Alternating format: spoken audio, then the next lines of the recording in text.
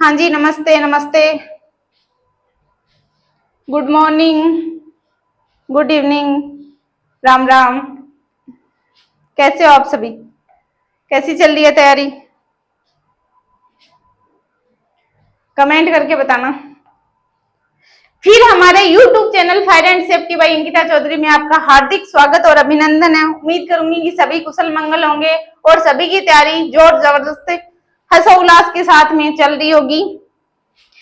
आज की class start करने से पहले आपके लिए दो मोटिवेशनल लाइनें कि गुजर जाएगा ये दौर भी जरा सब्र तो रख, कि गुजर जाएगा ये दौर भी जरा सब्र तो रख, जब खुशियां ही नहीं रुकी तो गम की क्या औकात है, जब खुशियां ही नहीं रुकी तो गम की क्या औकात है। तैयारी में लगे रहो, एक दिन सफलता तो मिलनी ही है। यदि आप कर रहे हो तैयारी तो एक दिन तो जरूर सक्सेस होंगे। ये हो सकता है कि टाइम लग जाएगा लेकिन सक्सेस जरूर हो जाओगे। आज का अपना लेसन है आग की संरचना।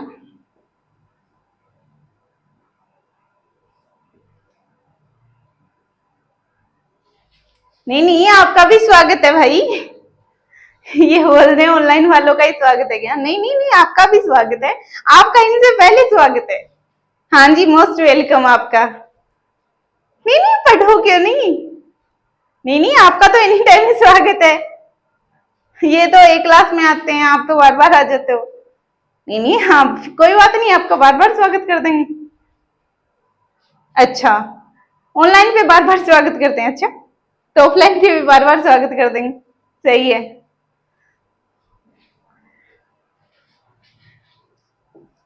परिचय। नहीं नहीं, आप टेंशन मत लो, आपका तो पूरे दिन भर स्वागत है। जितनी जो क्लास, हर क्लास में आपका स्वागत है। ऑनलाइन वालों का स्वागत है, आपका भी स्वागत है। हाँ, परिचय कि आग रासायनिक अभिक्रिया है।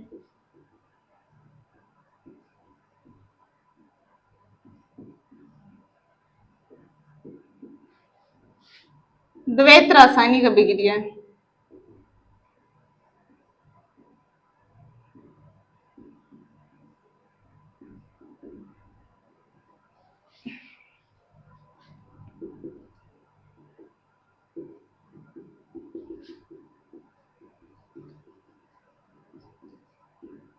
उष्माक्षेपीय अभिक्रिया है।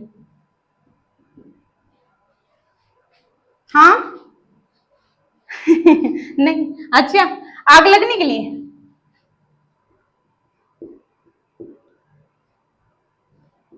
आग लगने के लिए फर्स्ट क्लास में देखा नहीं आपने?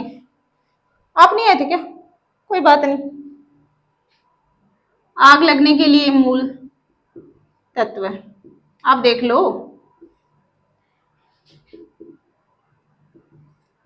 ईंधन,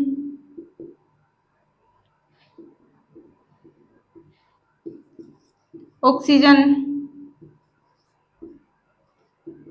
तापमान। हाँ, फर्स्ट क्लास में अपन ने पढ़ा है मूलभूत आवश्यकताएं क्या क्या थी। कोई बात नहीं, आप क्लास को दोबारा देख लेना, यहाँ देख लो थोड़ा बहुत तो कोई बात नहीं। आग लगने के लिए मूल तत्व है ईंधन, ऑक्सीजन, तापमान। जहां पे ये तीनों चीज पर्याप्त मात्रा में उपस्थित हैं वहीं पे आग लग सकती है, वरना तो ब्रह्मांड में हर जगह तीनों चीज उपस्थित हैं, आग तो हर जगह नहीं लगती। इसका मतलब तो ये हुआ कि ये जितनी चाहिए थी उतनी नहीं है। सही है। ईंधन जलने वाला पदार्थ जिसमें आग लग रही है। ऑक्सीजन, ऑक्सीजन जैसे 21% होती है आग लग जाती है, और जैसे ही 16% होती है डाउन आती है, तो आग को बुझाने की आवश्यकता नहीं है, ऑटोमेटिकली वो बुझ जाती है, आग का दम घुटने लग जाता है। उसके बाद में तापमान, जैसे ही तापमान कम ज्यादा होता है, जैसे कम होता है, तो जैसे ही ठंड की स्थिति आती है तो ऑटोमेटिकली आग बुझ जाएगी। जैसे ही जैसे ज्यादा हीट होती है तो आग लग जाएगी। ये अपने घरों में नहीं होता, जैसे ही फसल की कटाई होती है और उसको धान को एक जगह इकट्ठा कर लेते हैं तो वहां पे क्या होता है, टेम्परेचर ज्यादा हो जाता है। टेम्परेचर बढ़ने के साथ में वहां पे टेम्परेचर यानी हीट ज्यादा हो गई, तो कई बार ये होता है ऑटोमेटिकली, जैसे गेहूं की फसल है एग्जाम्पल, तो जैसे वो वहां पे कोई भी ऐसी कंडीशन नहीं थी कि आग लग जाए, लेकिन आग लग जाती है। कई बार ये कंडीशन आती है अपने फ्लैश पॉइंट और फायर पॉइंट वाली कि आग लगने की कंडीशन होती है पूरी पूरी, ये नहीं सुनते आप कि वहां पे कोई खंबा था और उसकी चिंगारी से आग लग गई, तो वहां पे क्या हुआ, फ्लैश पॉइंट हुआ है ना। हाँ, और फ्लैश पॉइंट फायर पॉइंट के बारे में मैं आपको पढ़ा चुकी हूँ। ऐसे नहीं सुनते कि किसी पड़ोसी गांव मोहल्ले में किसी ने गेहूं उगा रखे थे, तो वहां पे खंबा था, उसकी एक चिंगारी से पूरा खेत जल गया, मतलब वहां पे फ्लैश पॉइंट हुआ, वहां पे आग लगने की पूरी कंडीशन थी, बस आग लगने वाली थी। कब लगती, जब वहां पे एक चिंगारी आ जाती, और वो चिंगारी उस खंबे के माध्यम से वहां पर पहुंची है और आग लग गई है। और जैसे ही उसमें हीट रही, यानी कि उष्मा रही, आग लगी है, तो उष्मा तो होनी है, जाहिर सी बात है, तो लगातार उष्मा रहने से आग आगे से आगे, आगे से आगे, आगे से आगे बढ़ती रहेगी, जिसे अपन फायर पॉइंट कहते हैं। इतनी पर्याप्त मात्रा में उष्मा रहे कि आग दहन प्रक्रिया लगातार जारी रहे। तो ये है ईंधन, ऑक्सीजन, तापमान। वायुमंडल में ऑक्सीजन कितने परसेंट पाई जाती है, ये आप लोग कमेंट करके बताओगे। फिर अपन देखते हैं ट्रायंगल ऑफ फायर।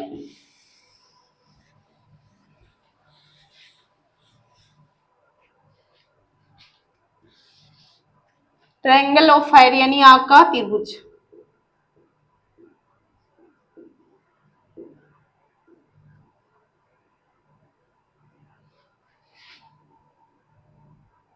ये त्रिभुज है।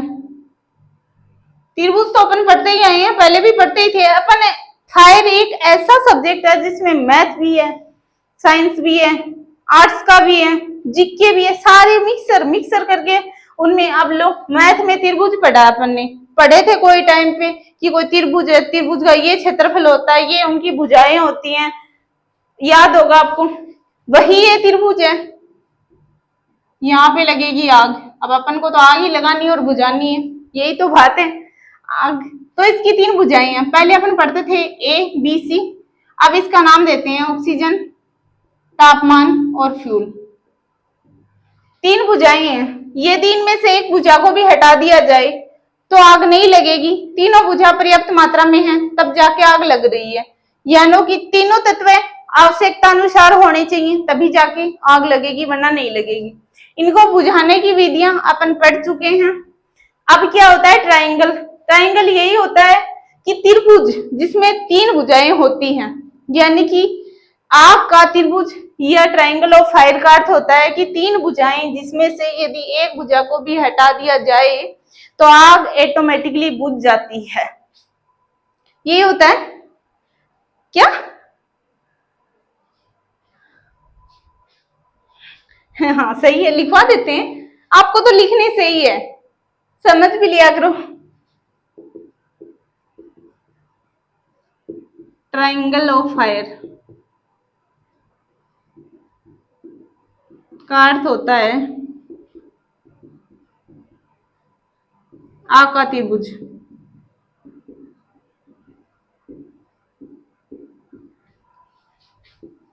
जिसमें तीन भुजाएं जो ईंधन, ताप व ऑक्सीजन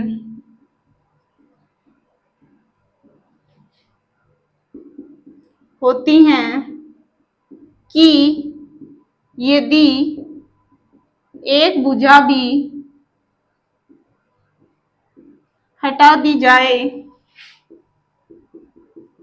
तो ट्रायंगल टूट जाता है,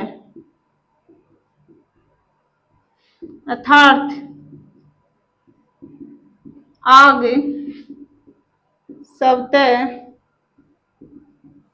बुझ जाती है।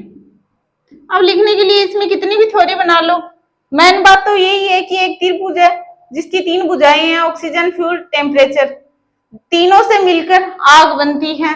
यदि इन तीनों भुजाओं में एक भुजा भी हट गई तो आग ऑटोमेटिकली बुझ जाएगी, यानी कि ट्रायंगल टूट जाएगा, जिसे ट्रायंगल ऑफ फायर कहते हैं। उसके बाद में अपन देखते हैं आग का चतुर्भुज।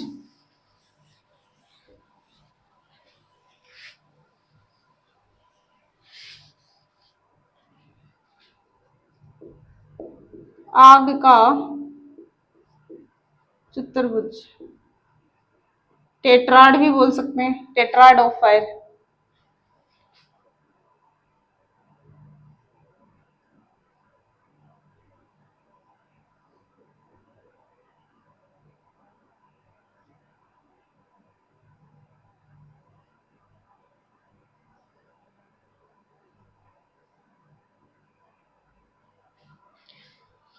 अब ये है कि जैसे कि तीन भुजाएं हैं, लगनी तो यहाँ पे भी फायर ही है। जब तीन भुजाओं से आग लगी रही थी तो चौथी भुजा की क्या जरूरत थी?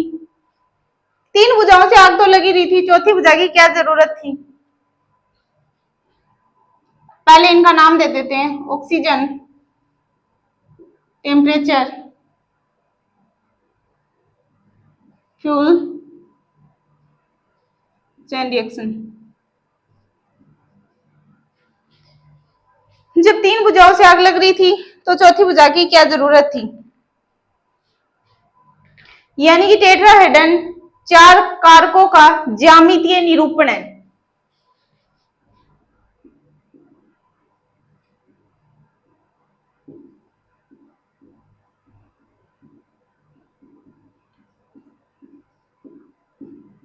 टेट्राड, क्या जरूरत पड़ी तभी तो पढ़ रहे हैं। टेट्राड या टेट्राड हेडन एक ही बात है। लो टेट्राहेड्रन लिख देती हूँ, एक ही बात है। नहीं नहीं, हाँ वो तो बता ही रहे हैं। हाँ थ्योरी, हर बात में थ्योरी लिखवाओ, वैसे भी समझ ही सकते हो कि temperature, oxygen, fuel, chain reaction चार मुख्य कारक होते हैं, जिनमें जो फोर्थ कारक है चैन रिएक्शन, यानी कि रासायनिक प्रतिक्रिया की आग लगने के लिए आवश्यक, मतलब कि निरंतरता, ये दर्शाता है निरंतरता को, निरंतर यानी कि निरंतर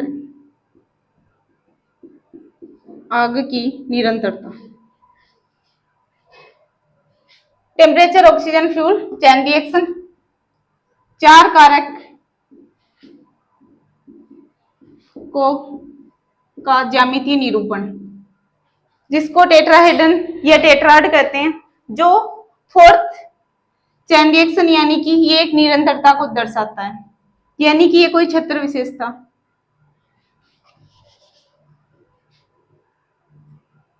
यहां से यहां आग लगती है, फिर आगे बढ़ती जाती है।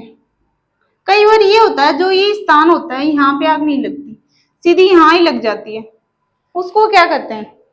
जैसे कि यहां लगी हुई है, फिर यहां लग गई, फिर यहां लग गई, बीच में जो भी स्थान था यहां नहीं लगी, यहाँ फायर, यहाँ पे भी फायर, और यहाँ पे भी।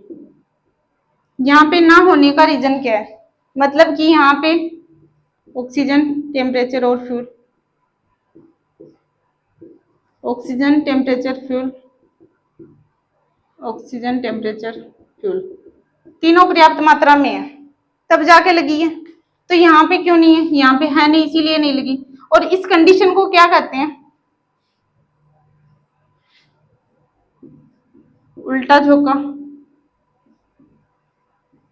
कई बार नहीं होता हवा में बम विस्फोट जैसा, जैसी कंडीशन कि एक स्थान से लगती है, उसके बाद में दूसरे कहीं स्थान पे, थर्ड कहीं स्थान पे, बीच में जो स्पेस रह जाता है वहां पे, मतलब कि ऑक्सीजन, टेम्परेचर, फ्यूल यहाँ पे नहीं था, इसका मतलब यहाँ पे नहीं है, इसका मतलब यहाँ आग नहीं लग रही है, यहाँ पे था तो लग रही थी, जिसे बोलते हैं उल्टा झोंका। उसके बाद में अपन देखते हैं टाइप्स ऑफ फायर।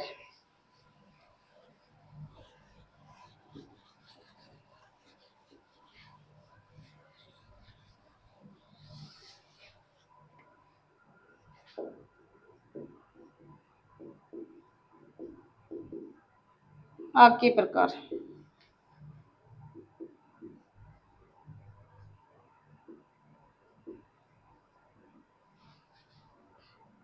एनएफपीए के अनुसार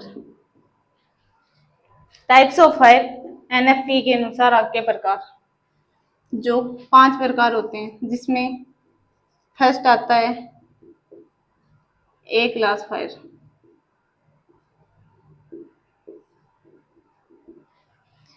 सेकंड आता है बी क्लास फायर, थर्ड आता है सी क्लास फायर, फोर्थ आता है डी क्लास फायर और फिफ्थ आता है के या एफ क्लास फायर। एक ही बात है।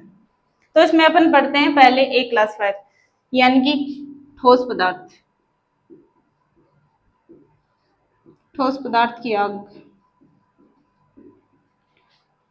जैसे कि कागज, कोयला, कपड़ा, ईटीसी। जैसे कि ठोस पदार्थ कागज, कोयला, कपड़ा, ईटीसी बुझाने के लिए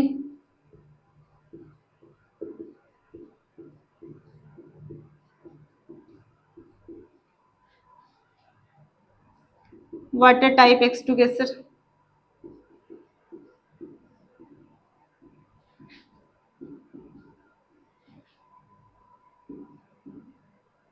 का प्रयोग,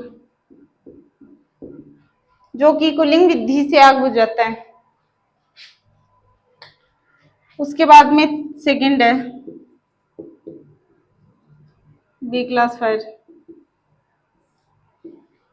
यानी कि द्रव पदार्थ की आग, जैसे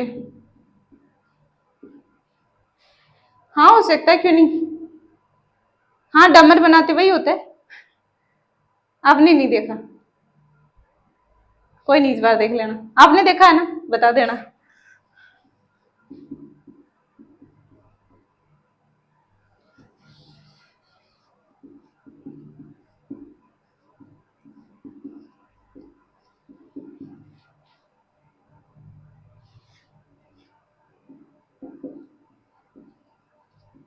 diesel, petrol, etc, charcoal, naphtha, diesel, petrol, etc. B class fire, liquid यानी कि द्रव पदार्थों की आग, जिसको बुझाने के लिए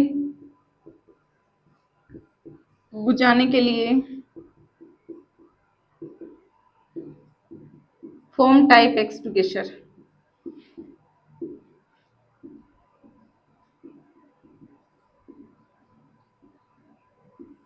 का प्रयोग।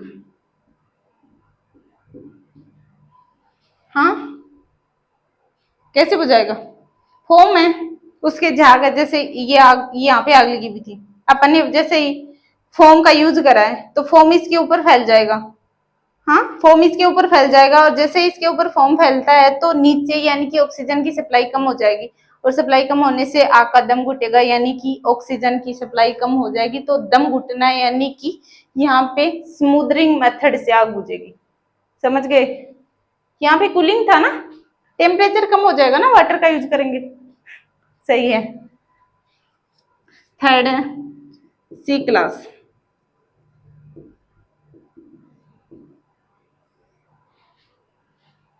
सी क्लास फायर,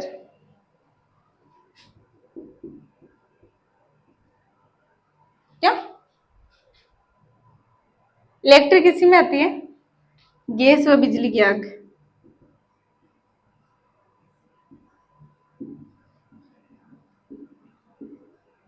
जैसे कोई भी गैस बता दो किसमें आग लगती है, आग लगने वाली गैस है। कार्बन डाइऑक्साइड, कार्बन डाइऑक्साइड का फिर बुझाने के लिए यूज क्यों करते हैं? क्या हुआ? नहीं नहीं, फिर बुझाने के लिए यूज क्यों करते हैं? बताओ, आप ही बताओ। अच्छा, सिलेंडर में? हाँ, सिलेंडर की आग हो तो क्या दिक्कत है, जैसे ऊपर आग लगती है उसके, तो किसी कपड़े से ढक के बुझा दो, क्या दिक्कत है? हाँ,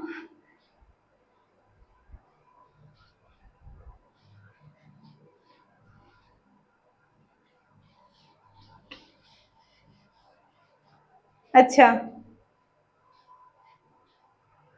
नहीं बताओगे? यूट्यूब वालों से पूछें? कोई नहीं, आप बताना कमेंट करके। इनकी डिमांड है ऑफलाइन वालों की। आप जरूर हमें कमेंट करके बताना कि आग किस किस गैस में लगती है। कितनी? 5 गैस है। 5 गैसों के नाम आप कमेंट में जरूर लिखें। हाँ, मैं नहीं बता रही, कोई बात नहीं है, ठीक है। आपकी तो पहली सुनी जाएगी। बुझाने के लिए? नहीं नहीं, आपने बोला तो नहीं बताया ना, तो हाँ नहीं बताया, कमेंट कर देंगे। सब इंटेलिजेंट है, यूट्यूब पे सारे इंटेलिजेंट है, आपसे ज्यादा इंटेलिजेंट है। हाँ तो देख लेना।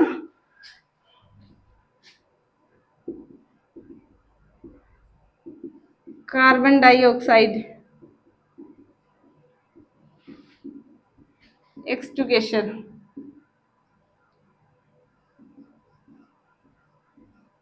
व ड्राई पाउडर।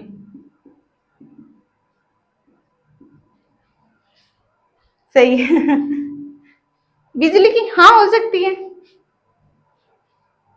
खंबे के लिए बिल्कुल, यदि आप खंबे पे काम कर रहे हो, वहां पे यदि इलेक्ट्रिक है तो पहले तो आपको इलेक्ट्रिक सप्लाई काटनी पड़ेगी, उसके बाद में वहां पे काम करना पड़ेगा, वरना तो आपके ही झटका शौक लग जाएगा। बिल्कुल, ध्यान तो रखना ही पड़ता है, फायरमैन को एक्टिव रहना पड़ता है। 24 घंटे एक्टिव, जब भी ड्यूटी तब भी एक्टिव। एक्टिव मतलब एक्टिव, कभी भी फोन आ जाए कि हाँ फायर कॉल आ गई, अभी चलो। Fourth, D class fire.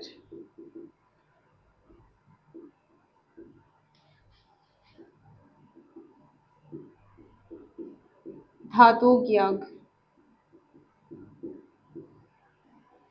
जिसमें कुचालक व सुचालक,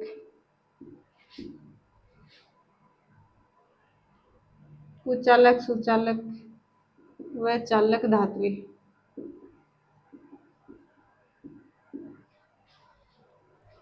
क्या हुआ?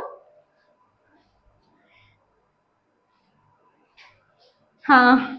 बुझाने के लिए।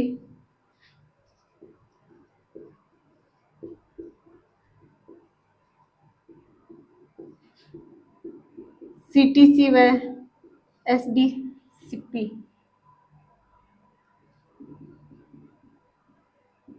एक्सटिगेशन। हाँ हो सकती है, चालक है, चालक कुचालक है, या चालक है चालक हो सकती हैं। चालक होती है उनमें जैसे करंट आता है, तो जैसे अपन ने सपोज दैट अपने पास वहां पे पानी था, जैसे अपन ने पानी का यूज करा, वहां पे तो करंट आएगा, झटका तो लगेगा, शॉक लगेगा।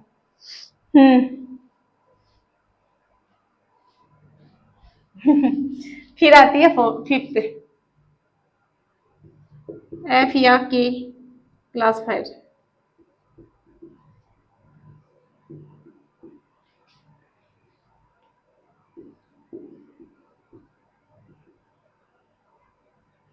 किचन या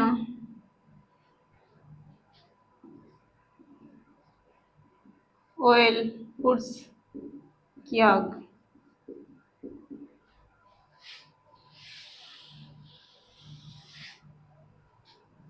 बुझाने के लिए।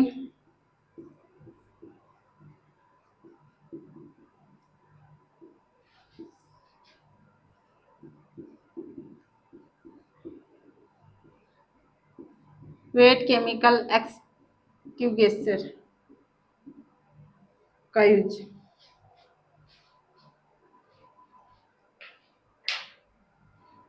क्या? इतना ही? कोई बात नहीं।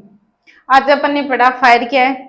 फायर के मूलभूत तत्व कितने हैं? 3 प्रकार के थे। मूलभूत आवश्यकताओं के बारे में सविस्तार से अपन ने फर्स्ट लेसन में खूब अच्छी तरह से बता रखा है, आप उसको देख लो एक बार, जो भी अपनी क्लास थी ना उस सेशन को देख लो।